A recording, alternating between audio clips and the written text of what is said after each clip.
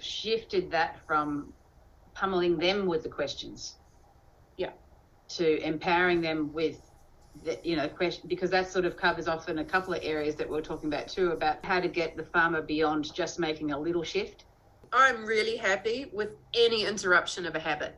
Yeah. If they were just able to do one little step, I'm more than satisfied, because it's an interruption of what was going to be a normal pattern. And what I find is the mindset piece can take 3 or 4 years. Hey, Lance, like that whole early process, right, is we can change some of the different aspects, and maybe we change a product, and maybe we put in cover crops. But until the mindset piece falls in, do you want to describe that experience, Lance? Because I think you had an experience with this and it was really cool.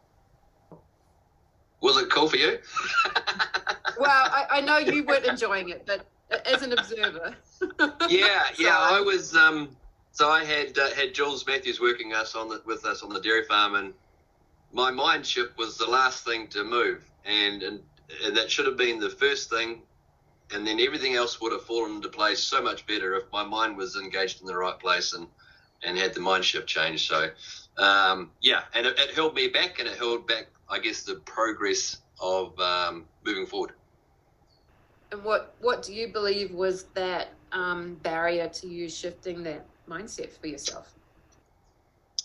Some of it was the lack of, or the fear of letting go, or the fear of trusting the process, fear of the unknown, I guess. Yeah, and I think this is the important piece when you're coaching someone, is to pull some of this stuff that's in the blind spot of what do you value. So Lance, stick with me. Think about when you were operating conventional dairy, what was it that you valued about your system when you were running conventional? I guess it was sort of prescribed. It was a recipe, and I knew what was happening, and I knew how to make it work. Yeah. And that was how does that make you feel when you have that? Well, the process was easy, but the outcome wasn't great. And it wasn't empowering me to understand what was going on and what was happening in the soil and what was happening with the livestock. So it certainly wasn't empowering me to grow, to learn, to change, to move forward. But there are some things that we would value, let's say in the conventional, that these things are simple, you know what you need to do, and then you come into regenerative ag and it's like, like you could do anything. Like there's so many different possibilities, and then that can be really overwhelming. Would you say? Yes, absolutely. And I guess what I enjoy about the integrity soils process is they're not prescribing, and we have been encouraged to go and source products and source things for ourselves. And by doing that, we are learning far more than being told something. That was good. Yeah, a great opportunity for me. Thanks for sharing that, Lance. It's really great. Well, I think what Lance points to as an important piece is when you're working with someone that feels a little resistant, or you're feeling, you could see that mind shift is kind of struggling, or you're working with someone that maybe feels a little oppositional, is to look for what are the values of maintaining the same. What is it that you really value about your current system? And then how do we keep some of those values as we transition, instead of, hey, we're going to throw everything out, the baby out with the bathwater, and you're going to flail, and you're going to have the opposite of what you value, which is you don't have any security, you don't know what's going to happen.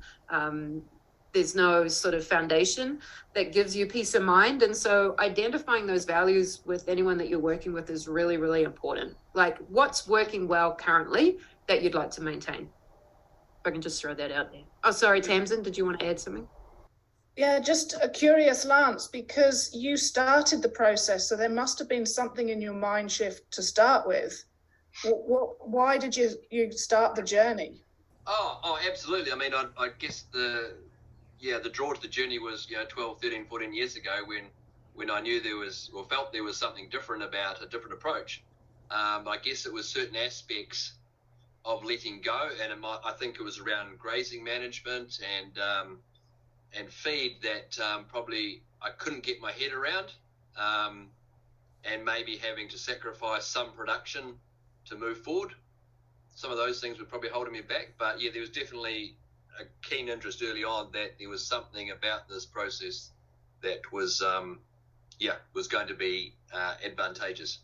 And just one other point while I'm there, somehow we get so locked in what we're doing that we just need to step out of it somehow. As a farmer, I didn't step out of it enough to get my head around different processes or didn't understand enough things. So I felt but looking back now, it's easy to look back and say what in hindsight, but I know then I was too entrenched in what was going on to step out of it enough to make a change.